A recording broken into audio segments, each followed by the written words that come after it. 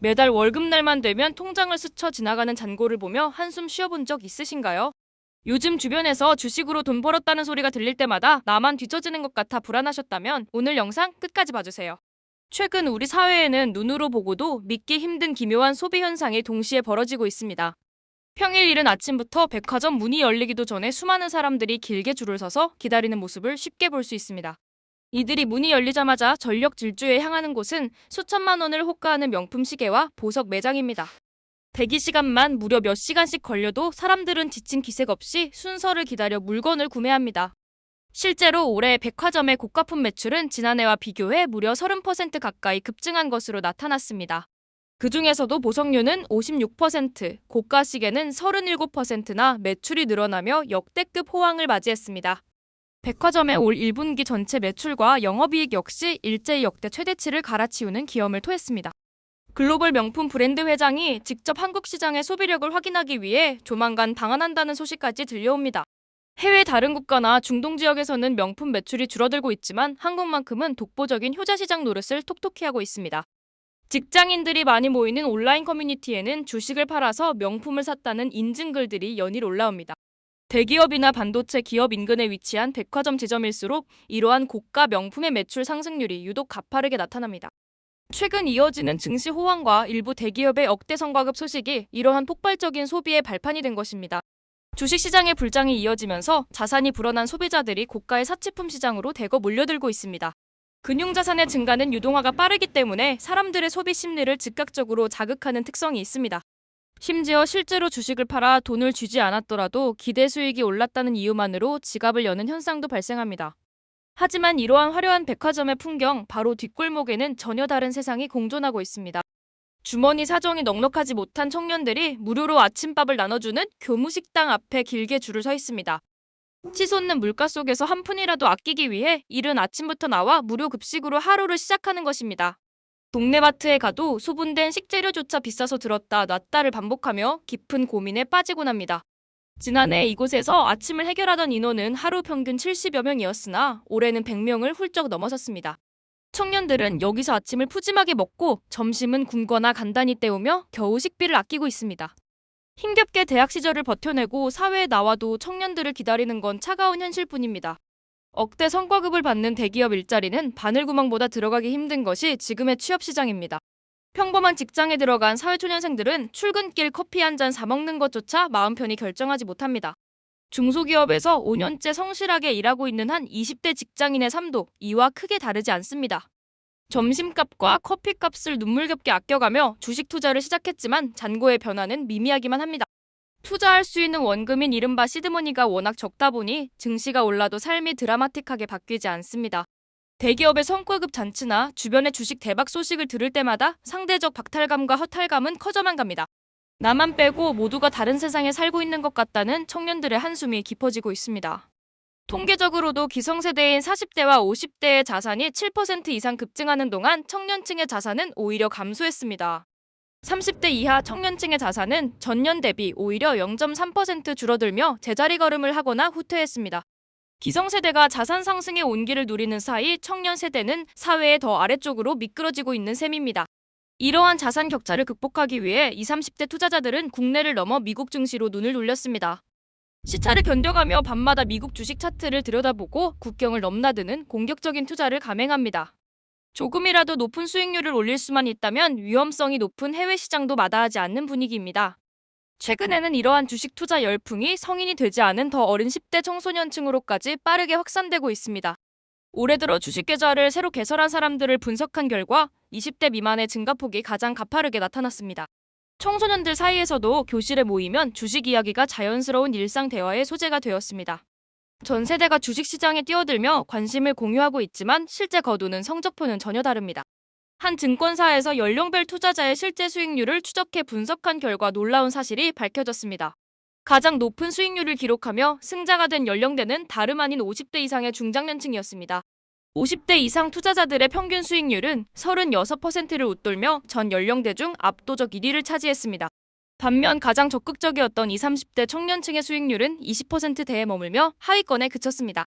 청년층의 공격적인 단기 타격식 투자 방식보다 기성세대의 묵직한 장기 투자가 시장에서 더 통했던 것입니다. 가지고 있는 자산의 규모에 따른 수익률 양극화 현상도 매우 뚜렷하게 관찰되었습니다. 10억 원 이상을 굴리는 고액 투자자의 수익률은 1,000만 원 미만 소액 투자자보다 5배 가까이 높았습니다.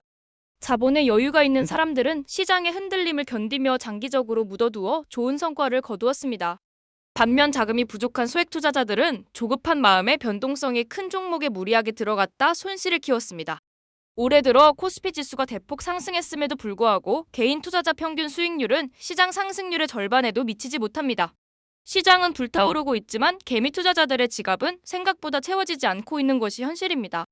돈을 번 사람들과 그렇지 못한 사람들의 격차는 일상 소비 시장에서 극단적인 모습으로 터져 나옵니다. 명품 매장이 문전성시를 이루는 반면 골목길 저가 생활용품점에도 발 디딜 틈 없이 사람들이 몰립니다. 대표적인 균일가 생활용품점인 다이소는 지난해 사상 처음으로 매출 4조 원을 돌파하는 기록을 세웠습니다. 생필품은 물론이고 최근에는 유명 화장품 브랜드와 의류 부문까지 영역을 넓히며 폭발적인 인기를 끌고 있습니다. 저렴하면서도 품질이 좋은 가성비 제품을 찾아 허리띠를 졸라매는 소비자들이 그만큼 많아졌다는 뜻입니다. 한쪽에서는 1,000만 원짜리 가방을 사고 다른 한쪽에서는 1,000원짜리 틴트를 사기 위해 줄을 서는 기이한 풍경입니다. 전문가들은 이러한 소비의 극단적인 양극화 배경에 주식시장의 영향이 팽배하게 깔려있다고 분석합니다. 상승장에서 소외된 이들은 물가 상승의 직격탄을 맞으며 생존을 위해 극단적인 절약 모드에 돌입한 것입니다. 소비 시장의 든든한 허리 역할을 해주어야 할 중간 가격대 시장은 급격히 무너져 내리고 있습니다. 중산층이 주로 이용하던 대형마트의 매출은 하락세가 뚜렷해지며 고전을 면치 못하고 있습니다. 중간 지대가 사라지고 소비가 완전히 양쪽 끝으로 쪼개지는 현상은 경제적 격차가 그만큼 벌어졌음을 뜻합니다. 쓸 때는 확실하게 명품에 투자하되 아낄 수 있는 생필품에서는 단돈 몇백 원도 철저하게 아끼는 구조입니다. 이처럼 중간이 실종된 소비 트렌드는 단순한 유행을 넘어 심각한 빈부격차의 신호탄으로 해석됩니다. 땀 흘려라는 노동의 가치보다 자산이 돈을 버는 속도가 빨라지면서 청년들의 허탈감은 분노로 변하기도 합니다.